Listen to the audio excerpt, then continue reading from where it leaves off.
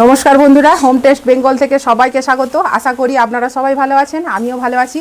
আজকে আমি বানাতে চলেছি, আমি বানাবো চিংড়ি ভাপা।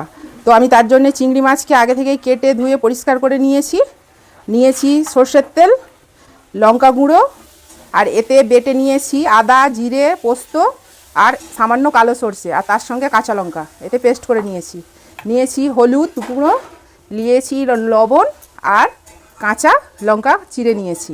তো আমি কিভাবে এই পেস্টটা মাখিয়ে রেডি করছি দেখতে থাকুন। আমি ওই তেলের মধ্যে চিংড়ি মাছগুলো দিয়ে দিলাম লঙ্কার গুঁড়ো, পরিমাণ মতো হলুদ, বেটে রাখা মশলা,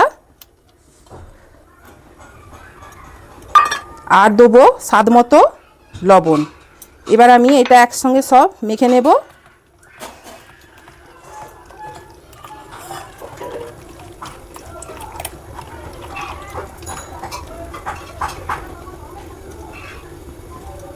দেখুন, এটা একসঙ্গে আমার সব মাখা হয়ে গেছে।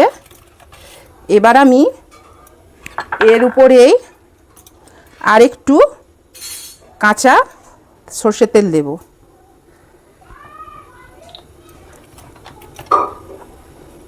এবার দিয়ে দেব কিছু কাঁচা লঙ্কা কুচি,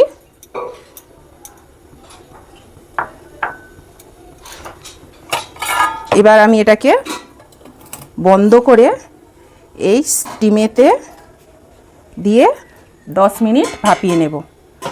এটা চাপা দিলাম।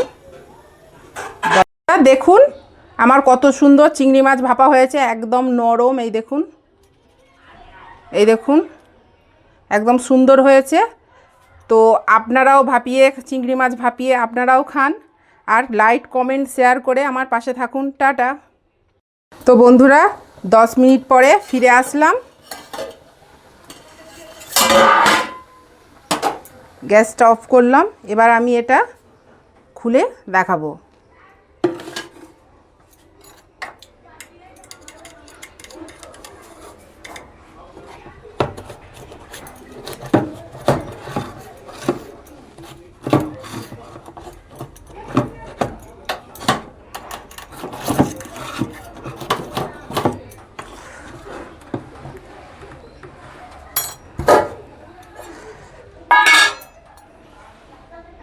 এই দেখুন কত সুন্দর কালার আর কত সুন্দর ভাপাটা হয়েছে।